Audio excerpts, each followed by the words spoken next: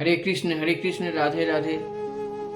आज श्री कृष्ण कृपा मूर्ति श्रीमद एसी भक्ति वेदांत स्वामी प्रभुपाद का जन्म 1896 में भारत के कलकत्ता नगर में हुआ था। अपने गुरु महाराज श्री भक्ति सिद्धांत स्वामी गोस्वामी से 1922 में कलकत्ता में उनकी प्रथम भेंट हुई थी। इस सुप्रसिद्ध अनुपम प्रचारक, विद्वान भक्त, आचार्य, 64 गौड़ीय भक्तों संस्थापक भक्ति सिद्धांत सरस्वती को ये सुशिक्षित नवयुवक प्रिय लगे। उन्होंने वैदिक ज्ञान प्रचार के लिए अपने जीवन को समर्पित करने को इनको प्रेरणा दी। श्री शील प्रभुपाद उनके अनुयायी बने और 11 वर्ष बाद 1933 में प्रयागराज में उन्होंने विधिवत दीक्षा ग्रहण किए। श्री प्रभुपाद दार्शनिक ज्ञान और भक्ति की महत्ता पहचान कर गौड़ीय वैष्णव समाज में 1947 में भक्ति वेदना की उपाधि से सम्मानित किया गया। 1950 में श्री शील प्रभुपाद ने गृहस्थ जीवन से अवकाश लेकर वानप्रस्थ चले गए, जिससे अध्ययन लेखन के लिए उनको अधिक समय मिले। तदनंतर श्री प्रभुपाद वृंदावन धाम की यात्रा की। अत्यंत साधारण परिस्थिति में मध्यकालीन ऐतिहासिक क्षण में उन्होंने श्री राधा दामोदर मंदिर में रहे। वहां उनके वर्षों तक गंभीर अध्ययन एवं लेखन का संलग्न करते रहे। 1959 ईस्वी में उन्होंने संन्यास ग्रहण लिया। श्री राधा दामोदर मंदिर में ही श्रील प्रभुपाद ने अपने जीवन के सबसे श्रेष्ठ और महत्वपूर्ण कार्य को प्रारंभ किया था। यह कार्य 18,000 श्लोक संख्या वाले श्रीमद् भागवतम पुराण का अनेक खंडों में अंग्रेजी में अनुवाद और व्याख्या की। उन्होंने अन्य ग्रहों की सुगम यात्रा नामक पुस्तिका भी लिखी थी। श्रीमद् भागवतम के प्रारंभ के 3 खंड प्रकाशित करने के बाद श्री शील प्रभुपाद सितंबर 1965 में अपने गुरुदेव के आदेश का पालन करने के लिए संयुक्त राज्य अमेरिका गए। तत्पश्चात श्री प्रभुपाद ने भारतवर्ष के श्रेष्ठ दार्शनिक धार्मिक ग्रंथों के प्रामाणिक अनुवाद, टीकाएं, संक्षिप्त अध्ययन सार के रूप में 60 से अधिक ग्रंथ रत्न प्रस्तुत किए। श्री शील प्रभुपाद का मालवाहक जलयान द्वारा प्रथम बार न्यूयॉर्क नगर में आए। तब उसके पास एक पैसा भी नहीं था। अत्यंत कठिनाई में भरे लगभग 1 वर्ष के बाद जुलाई 1966 ईस्वी में उन्होंने अंतर्राष्ट्रीय कृष्ण भावनामृत संघ की स्थापना की। 14 नवंबर 1977 को श्री कृष्ण बलराम मंदिर श्री वृंदावन धाम में अप्रकट होने के पूर्व श्रील प्रभुपाद ने अपने कुशल निर्देशन संघ को विश्व भर में 100 से अधिक आश्रमों, विद्यालयों, मंदिरों, संस्थाओं और कृषि समुदायों को बृहद संगठन बना दिया। श्री शील प्रभुपाद ने श्री धाम मायापुर, पश्चिम बंगाल में एक विशाल अंतर्राष्ट्रीय केंद्र के निर्माण की प्रेरणा दी। यही वैदिक साहित्य के अध्ययन सुनियोजित संस्थान की योजना है, जो अगले कुछ वर्षों में पूर्ण हो जाएगा। श्री प्रकाश वृंदावन धाम में भव्य कृष्ण बलराम मंदिर और अंतर्राष्ट्रीय अतिथि भवन तथा शील प्रभुपाद स्मृति संग्रहालय का निर्माण हुआ। ये वे केंद्र है जहां पाश्चात्य लोगों वैदिक संस्कृति के मूल रूप का प्रत्यक्ष अनुभव प्राप्त कर सकते हैं। मुंबई में श्री राधा रास बिहारी जी के मंदिर के रूप में एक विशाल सांस्कृतिक और शैक्षणिक केंद्र का विकास हो चुका है। इसके अतिरिक्त भारत में दिल्ली, बेंगलोर, अहमदाबाद तथा अन्य स्थानों में सुंदर मंदिर, इस्कॉन मंदिर की रचना की है। श्री प्रभुपाद का सबसे बड़ा योगदान उनके ग्रंथ हैं। ये ग्रंथ विद्वानों द्वारा अपनी प्रामाणिकता, गंभीरता और स्पष्टता के कारण अत्यंत मान्य है और अनेक महाविद्यालयों में उच्च स्तरीय पाठ्य ग्रंथों के रूप में प्रयुक्त होते हैं। श्री प्रभुपाद की रचनाएं 50 से अधिक भाषाओं में अनुवादित हैं। 1972 में केवल श्री प्रभुपाद के ग्रंथों का प्रकाशन के लिए भक्ति वेदांत बुक ट्रस्ट भारतीय धर्म दर्शन के क्षेत्र में विश्व का सबसे बड़ा प्रकाशक हो गया है। इस ट्रस्ट का एक अत्यधिक आकर्षक प्रकाशशील प्रभुपाद द्वारा केवल 18 मास में ही पूर्ण की गई उनके इस एक अभिनव कृति है जो बंगाली धार्मिक महाग्रंथ श्री चैतन्य चरितामृत का 9 खंडों में अनुवाद और टीका है। 12 वर्षों में अपनी वृद्धावस्था की चिंता न करते हुए श्री प्रभुपाद ने विश्व के 6 महाद्वीपों की 14 परिक्रमाएं की। इतने व्यस्त कार्यक्रम के करते हुए श्री सील प्रभुपाद की उर्वरा लेखनी अविरत चलती रहती थी। उनकी रचनाएं वैदिक दर्शन, धर्म, साहित्य, संस्कृति के एक यथार्थ पुस्तकालय का निर्माण करती है। इस प्रकार प्रभुपाद को भारत रत्न का उपाधि मिलनी ही चाहिए। इतने कम समय में इतना अचीवमेंट करने वाले महापुरुष को सत नमन करता हूँ दोस्तों।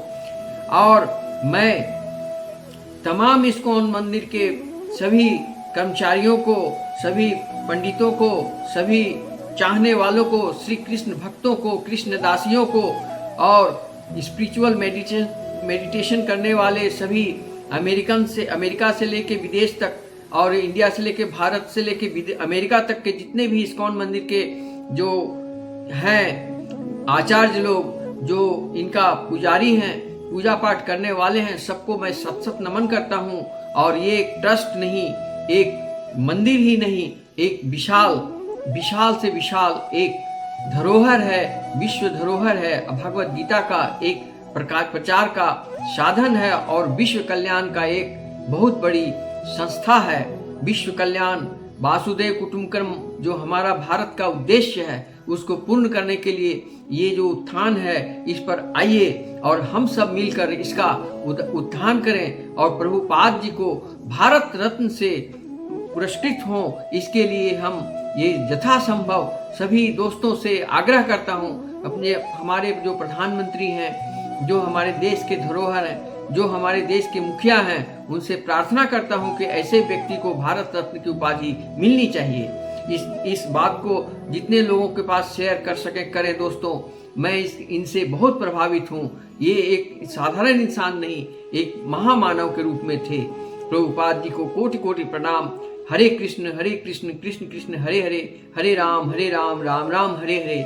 ये उनकी मंत्र का उच्चारण पूरे ब्रह्मांड में जितने भी इस्कॉन मंदिर हैं और जितने भी और अन्य मंदिर हैं, सभी में ये प्रचार करके ये ज्ञान का, धर्म का, सनातन का प्रचार किए हैं और हमारे विदेश के लोगों को आकर्षित किए हैं। विदेश में इसकी डंका बज रही है और प्रत्येक इस्कॉन मंदिर में जो देखे हैं उसमें 4 चीज हमें देखने को मिली है दोस्तों। निस्वार्थ की भावना, स्वार्थ रहित भावना से दया, सत्य, भक्ति, शुद्धि देखी जा रही है।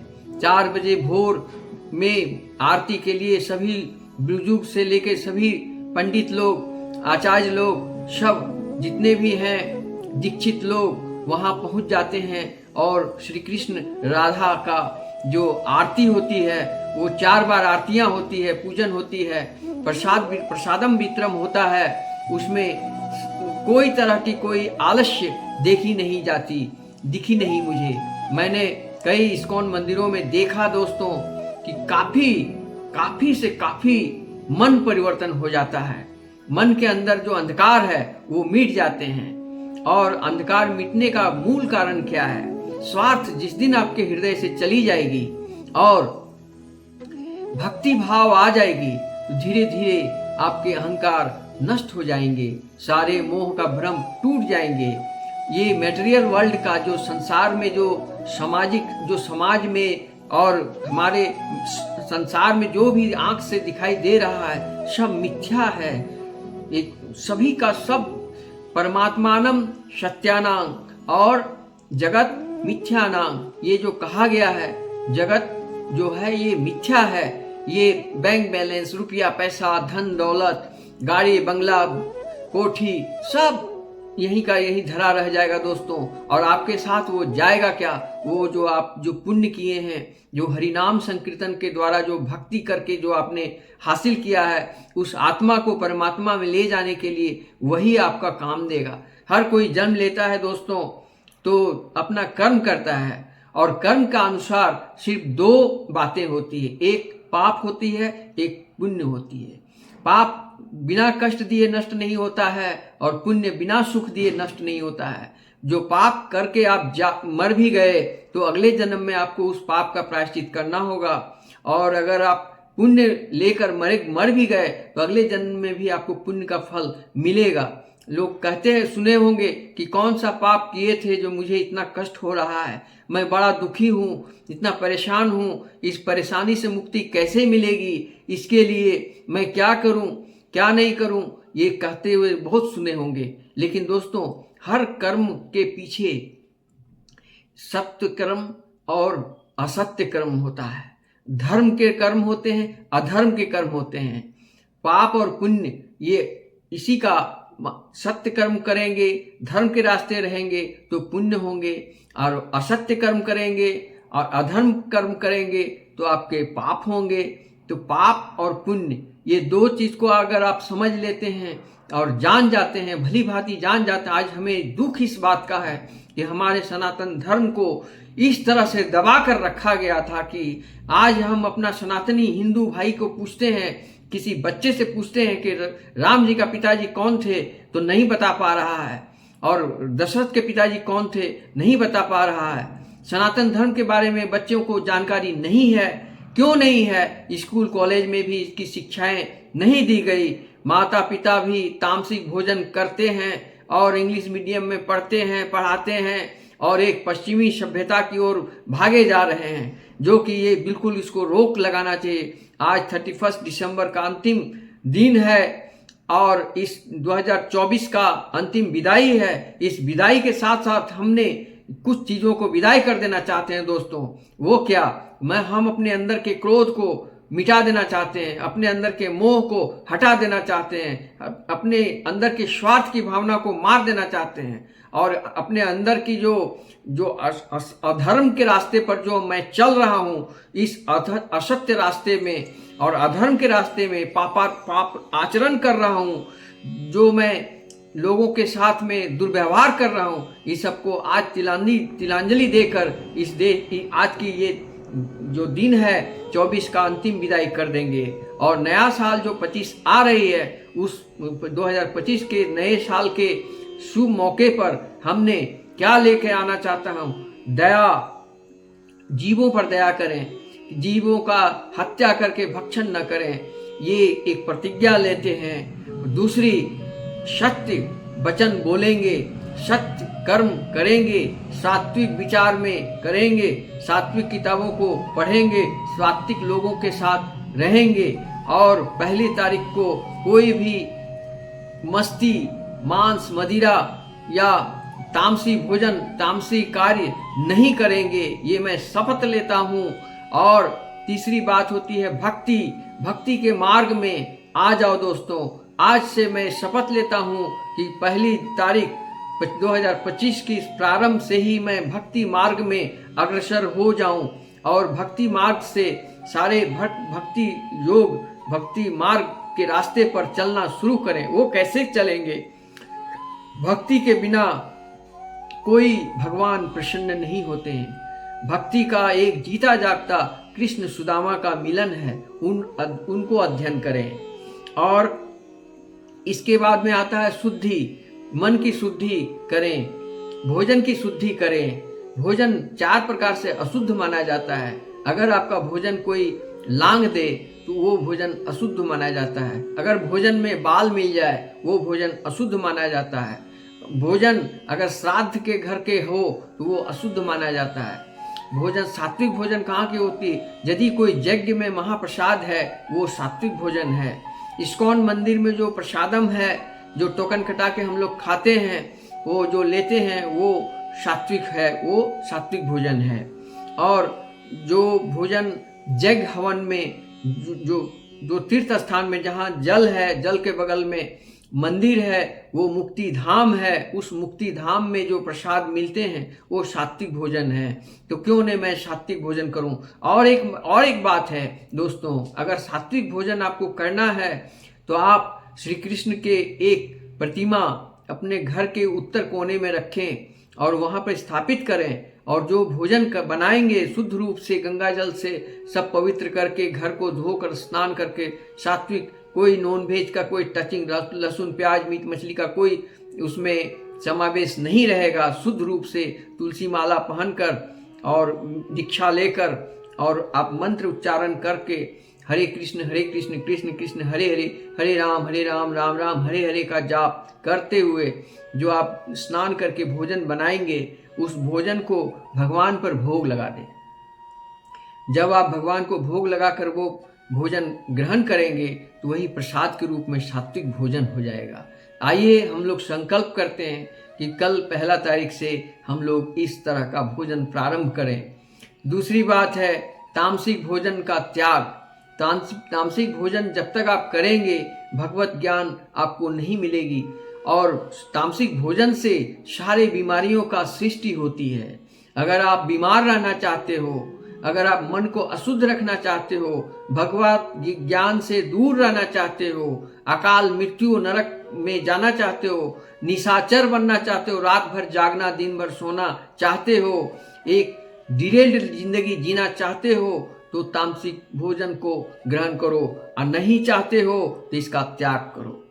ये कर्म तुम्हारा अपना है। अगर कोई इंसान अच्छा कर्म करता है तो उसका एक दिन का पुण्य किसी और को दे नहीं सकता है। और यदि तुम गलत कर्म करते हो, अधर्म के रास्ते पर चलते हो और तामसिक भोजन, तामसिक आचरण, पाप आचरण करते हो, औरतों को, महिलाओं को सम्मान नहीं करते हो, औरत को, महिलाओं को देवी दुर्गा के रूप में पूजा जाता है, उसके स्थान पर तुम एक भोग्य वस्तु समझते हो, तो ये नरकगामी है, ये नरक सोच है। निशाचर कहलाओगे, रात भर जगोगे दिन भर सोओगे। ये निशाचर है, घोर अपराध है, घोर पाप है, घोर नरक में जाने का एक मार्ग है। आओ इस सब से दूर हो जाओ दोस्तों और एक नई जिंदगी शुरू करो। इसके लिए करना क्या है, मन की शुद्धि शुरू करो, भक्ति करो, हरे कृष्ण कृष्ण कृष्ण हरे हरे, हरे राम राम राम हरे हरे का जाप करो। और किसी मंदिर में किसी गुरु से दीक्षा ले लो और दीक्षा लेकर सतपथ पर आ जाओ, तभी कल्याण होगा। अगर आपको देखना है तो आप मेरे पास आइए, आकर के आप हमको बताइए कि मुझको देखना है, तो हम आपको इस्कॉन वृंदावन मंदिर लेके जाएंगे। और एक बार इस्कॉन वृंदावन बिहारी लाल के दरबार में आइए और आकर के दर्शन कीजिए, पूजन कीजिए, प्रसाद ग्रहण कीजिए। देखिएगा आपकी ज़िंदगी में परिवर्तन होना ही होना है। इतना कहकर आज की कथा, ये भागवत कथा यहीं समाप्त करता हूँ। और मैं एक छोटा सा दृष्टांत देना चाहता हूँ दोस्तों कि आज के ज़माने में कई बातों से खूब सावधानियाँ होनी चाहिए। अभी तत्काल में देख रहा हूँ, परसों दिन मेरे फ्लैट के एक इंसान का वो हार्ट अटैक से मृत्यु हुई थी। क्योंकि वो उनका सर्विस से रिटायर्ड किए थे, तो वो सिगरेट बहुत पीते थे। सिगरेट पीने के चलते उनका लंग्स खराब हो गया था और उनका इलाज चल रहा था सीएमसी हॉस्पिटल भेलोर से। तो मैं भी एक बार उनके साथ गया था भेलोर, फिर वहाँ से आया, वहाँ ट्रीटमेंट होने के बाद आया था, तो उनको बोला गया था कि आप सिगरेट पीना छोड़ दीजिए और दवाई खाइए। तो दवाई खाने लगे, लेकिन वो सिगरेट पीना नहीं छोड़े। वो जब बाथरूम जाते थे तो सिगरेट पी ही लेते थे और उसके बिना रह ही नहीं सकते थे। इसका फलस्वरूप ये हुआ, उनका लंग्स इतना खराब हो गया कि उनकी इस ठंडे में वो बर्दाश्त नहीं कर सके और अचानक उनकी आत्मा चली गई दुनिया को छोड़कर। और उसके घर में कोलाहल सा छा गया और काफ़ी दुख हुआ। इस कथा को सुनाने के पीछे एक ही मकसद है दोस्तों, सिगरेट पीना छोड़ दें, तंबाकू खाना छोड़ दें, मद्यपान करना छोड़ दें। ये सब शरीर का हानिकारक है। आपको हमारी बात पर विश्वास नहीं है तो आप किसी हॉस्पिटल में जाएं और जाकर देखेंगे।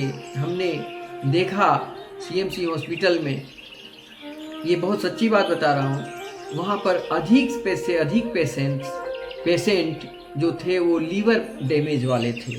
लीवर डैमेज के पीछे उनका शराब पीने वाले थे। शराब के कारण लीवर डैमेज हुआ था। और उनको एक और बहुत ही खतरनाक चीज़ जो देखा जा रहा है, अभी ऑनलाइन खाना जो मंगाया जाता है और कीमती खाना लोग जो मंगा के ऑनलाइन खा रहे हैं, वो बहुत हानिकारक है दोस्तों। उसके चलते हार्ट को और लीवर को बहुत ख़राब पहुंच रहा है। और बाज़ार के जो तेल में जो बने हुए सामग्री हैं, समोसा, जलेबी, जो चॉप है, चाय है, जो ये सब जो छान कर जो भूज कर तेल में भूज कर उसको जो भाजा बनाकर चाउमीन वगैरह, मोमोस, ये सब जो बिक रहे हैं, वो सब पेट को ख़राब कर रहा है। इसमें यंग एज की मेरे फ्लैट में एक यंग लड़की जो कॉलेज में पढ़ रही थी, वो मेडिकल साइंस लेकर पढ़ना चाहती थी और पढ़ती भी थी, लेकिन उसमें एक बुराई थी कि वो बाहर की खाना खूब खाती थी। इसके फलस्वरूप उसको क्या हुआ कि उसको पेट में दर्द हुआ। फिर वो दुर्गापुर गई। दुर्गापुर जाने के बाद में फिर उसका इलाज इलाहाबाद में और क्या बोलते हैं भेलोर में सीएमसी हॉस्पिटल में हुआ। फिर उसके बाद हैदराबाद में फिर गई। हैदराबाद में भी उनका पेट का बड़ा ऑपरेशन हुआ। इसके बाद भी वो नहीं बच पाई क्योंकि उसका लीवर पूरी तरह से डैमेज हो गया था। और उनको डॉक्टर कितनी बार बोले थे कि आप बाहर का सामान खाना बंद कर दें। इसलिए दोस्तों, घर का खाना घर का ही होता है। और एक जो चीज़ मैंने कहा था कई एपिसोड में कि अपना घर अपना ही होता है, अपना छत अपना ही होता है। अपना छत के नीचे रहो, सुखी रहोगे, और अपना बनाया हुआ खाना, घर का खाना खाओ, सुखी रहोगे। ये दूसरी हो गई। और तीसरी एक चीज़ और मैंने सीएमसी हॉस्पिटल में देखा कि स्विमिंग पूल में जो अक्सर नहाते हैं, उनके स्विमिंग पूल की पानी में जो दूषित पानी रहते हैं, उसमें एक कीड़े होते हैं जो बहुत खतरनाक होता है, जो उस कीड़े से नाक के द्वारा वो ब्रेन में चला जाता है और ब्रेन में जाकर उसकी उतनी संख्या बढ़ने लगती है, उसके वायरस की इतनी बढ़ने लगती है, और बढ़ते वो क्या होता है कि विदिन 3 महीने के अंदर पूरे ब्रेन को वो कैप्चर कर लेता है। और इतना दिन तक होने के बावजूद भी इंसान को पता नहीं चलता है कि मुझे क्या हुआ है। अचानक नाक से और कान से खून गिरने लगती है, और उसके बाद जब उसका CT स्कैन MRI होता है तो पता चलता है कि उनको भयंकर बीमारी। तो डॉक्टर ने पूछा कि आप स्विमिंग पूल में नहाए थे? तो उन्होंने कहा कि हाँ नहाए थे। तो समझ गए कि यही कीड़ा है। ये अभी बहुत तीव्र गति से बढ़ते जा रहा है दोस्तों। इससे भी अगर आप स्विमिंग पूल में नहाते हो तो आप सावधान हो जाइए, और नहाते हो तो नाक बंद करके नहाइए, मुंह बंद करके नहाइए, कान में भी कुछ बंद करके नहाइए, ताकि वो कीड़ा किसी भी माध्यम से ब्रेन तक ना पहुंच जाए। और तीसरी चीज़ है, नशे वाली जितने भी सिगरेट, तंबाकू, मद्यपान करना, ये सब सेहत के लिए बहुत हानिकारक है। अपना बहुत ख्याल रखिए। एक इंसान आप हैं जिसके चलते आपके साथ आपकी पत्नी है, आपके पुत्र हैं, आपके माता पिता हैं, आपके अन्य दोस्त हैं जो सबको चाहने वाले हैं। आपके नुकसान होने से सबको कितना नुकसान होगा, इस बात को गौर करें। आप सोचिए कि मेरे गुजरने के बाद मेरे परिवार को क्या होगा, इस बात को सोचें। इसलिए दोस्तों, इसको भी सावधानी से, आज 31 दिसंबर है, 2024 का अंतिम दिन है। आज ही इसको परित्याग करके, और कल 1 जनवरी है, एक नई जिंदगी की शुरुआत करें दोस्तों। इस प्रकार, और गंदे लोगों के साथ संपर्क छोड़ दें। ये सब कैसे होता है? यदि कोई सिगरेट पीने वाला का दोस्त सिगरेट पीने वाला है, शराब पीने वाले का दोस्त शराब पीने वाला है, ये दोस्त लोग बोलेंगे अरे यार ये सब कुछ नहीं है, ये सब मत सुनो, ये सबको तो एक दिन मरना है। मैंने इस तरह का वाकया, इस तरह का मैंने तर्क देने लगेंगे, जब अपने गुनाहों को छुपाने के लिए इन्होंने बड़े से बड़े तर्क देने लगेंगे, और आप इस तरह से आप डैमेज हो। उन दोस्तों को छोड़ दीजिए, इग्नोर कर दीजिए। उन दोस्तों के साथ आपका कोई संबंध नहीं रहना चाहिए। इस तरह से दोस्तों, एक और बात है कि जो आप किसी भी स्त्री को नारी सम्मान में कोई कमी न करें। अगर आप नारी को सम्मान नहीं करते हैं तो आज से शुरू कर दीजिए, कल से शुरू कर दीजिए। और नारी को कभी भी बुरी नज़र से मत देखिए, उनको माता बहन की दृष्टि से देखिए और मित्र की दृष्टि से देखिए। शारीरिक संबंध नहीं बनाइए, और अगर दोनों एक दूसरे को राजी हों तो कोई बात नहीं है, लेकिन किसी का अनुमति के बिना, किसी को जो राजी नहीं है, वो वन साइडेड जो लव होता है वो करना बंद कर दीजिए। ये समाज के लिए बहुत ही घातक है। इसलिए नशा मुक्ति करें और मन की शुद्धि करें, गीता का ज्ञान पढ़ें। यही मेरा कहने का तात्पर्य है दोस्तों। और आज का नया साल आने वाले के लिए एडवांस में हम आपको हैप्पी न्यू ईयर्स का ग्रीटिंग्स और हैप्पी न्यू ईयर आपको बधाई देता हूँ, बहुत बहुत बधाई देता हूँ कि आने वाला साल आपकी ज़िंदगी में एक नया साल, नया दुनिया, नई ज़िंदगी बनकर आए। इतना ही कहकर आज की कथा मैं यहीं समाप्त करता हूँ दोस्तों। हरे कृष्ण कृष्ण कृष्ण हरे हरे, हरे राम राम राम हरे हरे।